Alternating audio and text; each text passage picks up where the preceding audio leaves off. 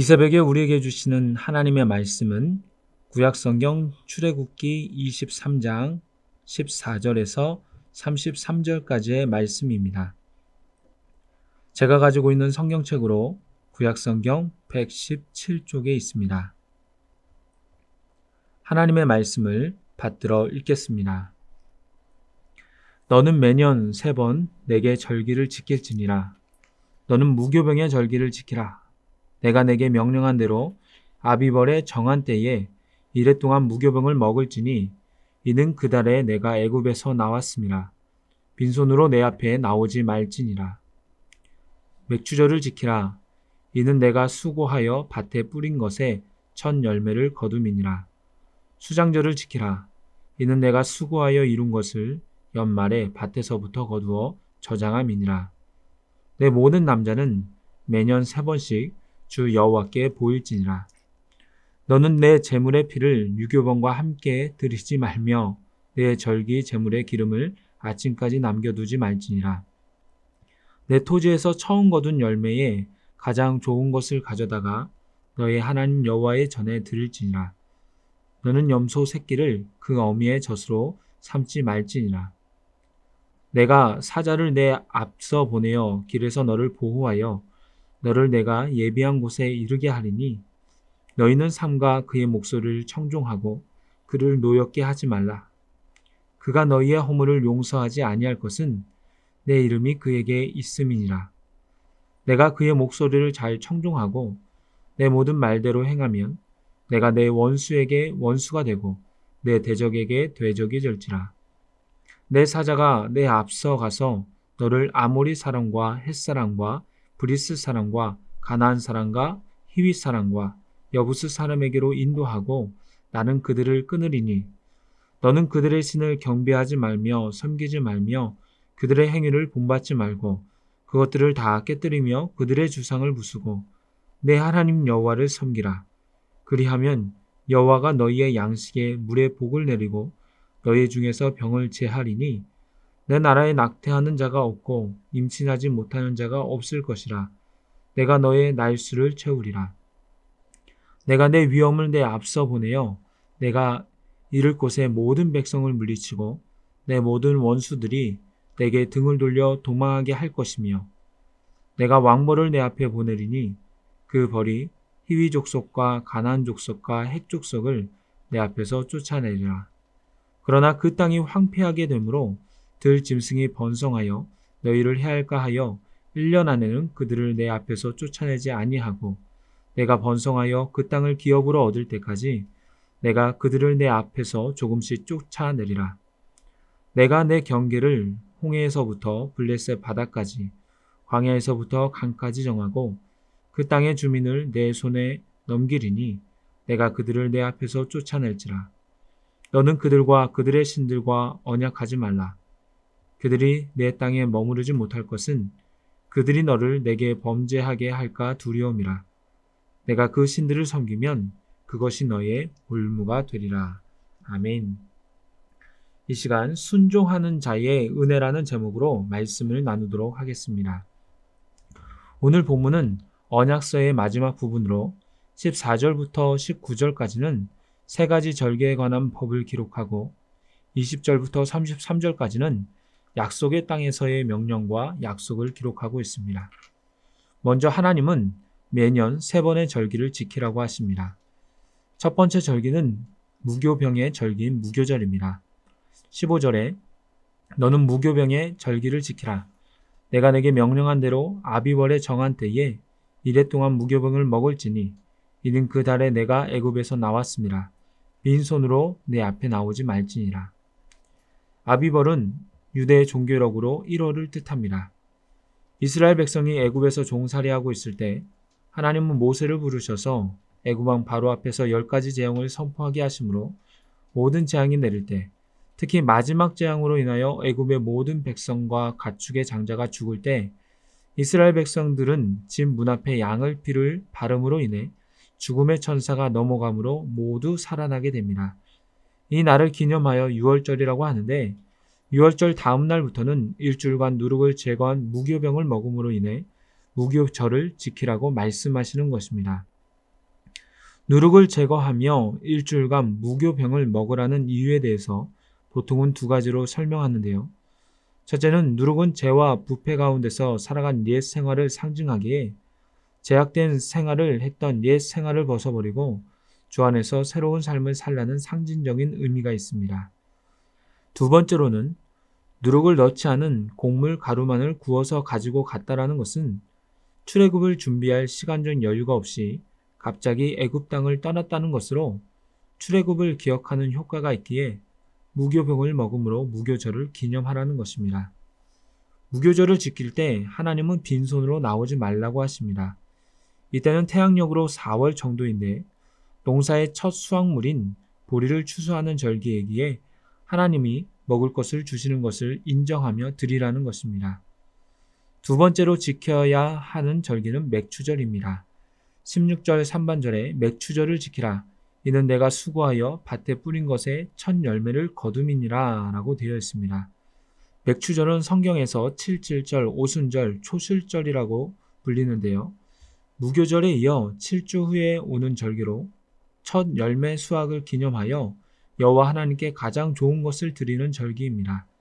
이 절기는 단 하루 동안 지킵니다. 마지막으로 지켜야 하는 절기는 수장절입니다. 16절 하반절에 보면 수장절을 지키라.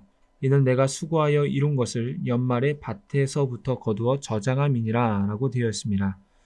성경에서는 다른 말로 초막절, 장막절이라고 불리는데 한 해 마지막으로 곡식을 추수하고 저장한 것을 감사하는 추수감사절의 의미를 강조하자면 수장절이고 같은 날이지만 이스라엘 백성이 광야에서 초막을 짓고 생활했던 상황에서 하나님이 필요한 모든 것을 공급해 주신 것을 기억하는 의미에서는 초막절이라고 합니다. 18절부터 19절은 이 절기들에 대한 4가지 지켜야 할 내용이 나오는데요. 첫 번째로 제물을 드릴 때 피를 누룩과 함께 드리지 말아야 합니다. 이는 무교절에 관한 규례로 부정한 것과 같이 드리지 말라는 것입니다.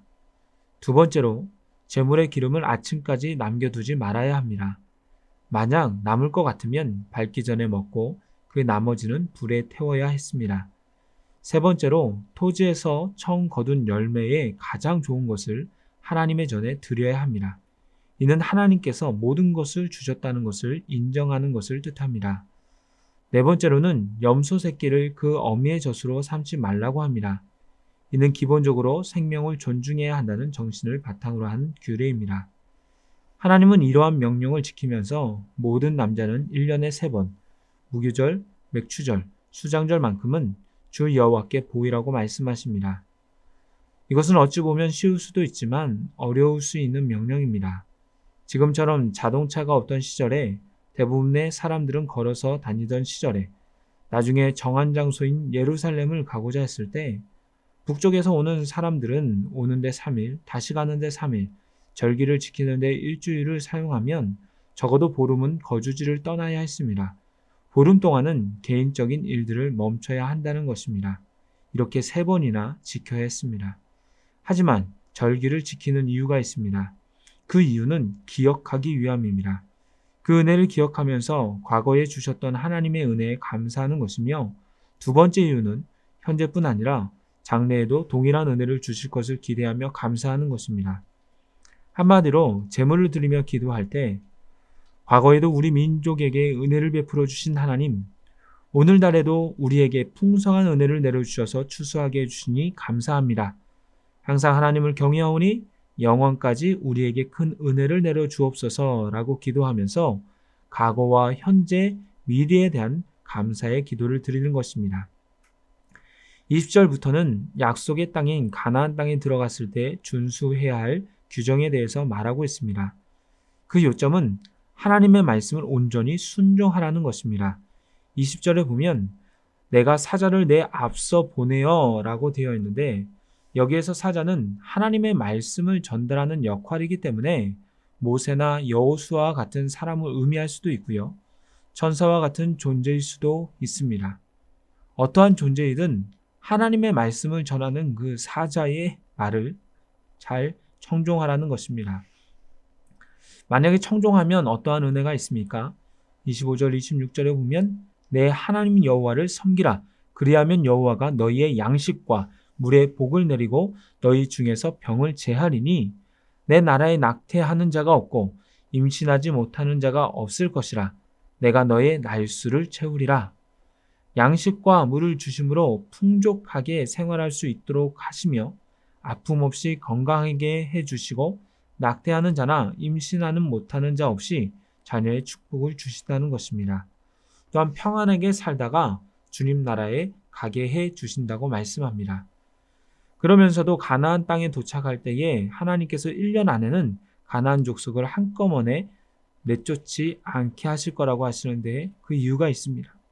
29절과 30절에 보면 그러나 그 땅이 황폐하게 되므로 들짐승이 번성하여 너희를 해할까 하여 1년 안에는 그들을 내 앞에서 쫓아내지 아니하고 내가 번성하여 그 땅을 기업으로 얻을 때까지 내가 그들을 내 앞에서 조금씩 쫓아내리라. 하나님은 자연적인 재앙으로도 충분히 가나안 족속들을 멸하실 수 있는 분입니다. 하지만 그렇게 하면 혹여나 이스라엘 백성이 완전히 정착하기도 전에 땅이 황폐하여질까봐 그래서 들짐승이 번성하여 백성들을 해칠 것을 염려하심으로 가나안 족속들을 조금씩 쫓아내신다고 하십니다. 이스라엘 백성들은 현재 출애굽한 지 2달밖에 되지 않았고 광야의 시내산 앞에 잠시 거주하고 있습니다. 그들은 분명 가나안 땅에 대한 기대감도 있지만 그곳에서의 정착에 대한 불안감도 컸을 것입니다. 하지만 하나님은 그 땅을 주시겠다고 말씀하시며 땅이 황폐하지 않도록 가장 좋은 상태에서 주시겠다고 약속해 주십니다. 또한 그 땅에서 말씀에 순종하며 나아간다면 모든 인생길을 책임져 주신다고 말씀하십니다. 이 말씀을 듣는 이스라엘 백성들은 든든할 수밖에 없었을 것 같습니다. 그 다음 오늘 말씀 속에서 단 한 가지 절대로 하지 말아야 할 것에 대해서 말씀하시는데 24절의 말씀입니다. 너는 그들의 신을 경배하지 말며 섬기지 말며 그들의 행위를 본받지 말고 그것들을 다 깨뜨리며 그들의 주상을 부수고 가나안 땅에 들어가게 되면 우상에게 경배하지도 섬기지도 말아야 할 뿐만 아니라 뭐라고 하십니까? 그것들을 다 깨뜨리며 주상을 부수라고 합니다. 이는 적극적인 행동입니다. 하나님께서 심판하시는 나라의 우상을 바라보지도 말고 봤으면 그것을 경배의 대상으로 바라보는 것이 아니라 가차없이 깨뜨리고 부숴버려야 합니다. 왜 이렇게까지 해야 합니까? 이것은 이스라엘 백성의 생사가 달린 일입니다. 가나안 주민들은 우상을 섬기며 따르다가 죽게 됩니다. 헛된 것을 따르면 멸망당할 수밖에 없는 것입니다. 그럼에도 불구하고 이스라엘 백성들이 우상을 따라간다면 똑같이 멸망의 길로 갈 수밖에 없습니다. 그러면서 32절에도 재차 강조하지요. 너는 그들과 그들의 신들과 언약하지 말라. 33절 후반에는 내가 그 신들을 섬기면 그것이 너희의 올무가 되리라. 올무는 덫이나 함정을 뜻하는 것이죠. 비록 이스라엘 백성들이 호기심으로 우상에게 한번 머리를 조아려 본다고 할지라도 그것은 끝내 이스라엘을 옴짝 못하게 만드는 함정이 될 것이라고 말하고 있는 것입니다. 그러기에 데살로니가 전서 5장 22절에는 악은 어떤 모양이라도 버리라고 말씀하고 있는 것입니다. 이제 말씀을 맺도록 하겠습니다. 오늘 말씀은 아직 시내산에 있는 백성들에게 모세를 통하여 하시는 말씀입니다. 이들은 아직 가나안 땅에 들어가는 것에 대해서 모호하게는 알지만 자세한 사항으로는 알지 못하는 상태입니다. 하지만 하나님은 절규와 약속을 말씀하시며 그들에게 그곳에 들어가면 농사를 지으며 추수할 것이며 병과 아픔이 없이 장수하면서 평탄한 삶을 살아갈 것이라고 약속하십니다. 이러한 얘기를 들을 때 그들은 큰 기대와 소망을 가졌을 것입니다. 그러면서도 하나님은 절대로 우상을 섬기지 말라고 하시죠. 우상을 섬긴다면 축복과 반대된 멸망의 길로 갈 수밖에 없기 때문입니다. 지금 말씀을 듣고 계신 모든 성도님들은 광야의 상태가 아니라 가나안 땅에 있는 상태입니다. 하나님의 자녀로서 그 말씀을 이미 들은 상태입니다. 그렇다면 우리에게 필요한 것이 무엇입니까? 늘 은혜를 베풀어 주시는 하나님의 사랑과 하나님의 자비에 감사하며 말씀에서 한눈 팔지 말고 세상의 것에 치우치지 말고 올바르게 그 길을 걸어가야 합니다. 그렇게 할 때 하나님께서 주시는 풍성한 은혜가 여러분의 삶에 넘칠 것입니다. 그렇게 되기를 소망합니다. 기도하겠습니다. 하나님 아버지, 이 땅에 많고 많은 사람들 중에서 저희들을 택하여 주시고 주의 자녀 삼아 주시고 모든 삶의 길을 인도하여 주신 은혜에 참으로 감사를 드립니다. 그 은혜에 감사하며 살게 하시고 주 안에서 말씀 가운데 거하게 하여 주시옵소서. 세상의 헛된 것에 흔들리지 않게 하시며 오직 주님만 바라보게 하여 주시옵소서. 오늘은 특별히 주일을 준비하는 토요일입니다. 말씀과 기도로서 주님께로 나아가는 한 날이 되게 하여 주시고 온전히 주의 은혜를 사모하며 주의 은혜를 충만히 받는 시간이 되게 하여 주시옵소서. 예수 그리스도의 이름으로 기도드리옵나이다. 아멘.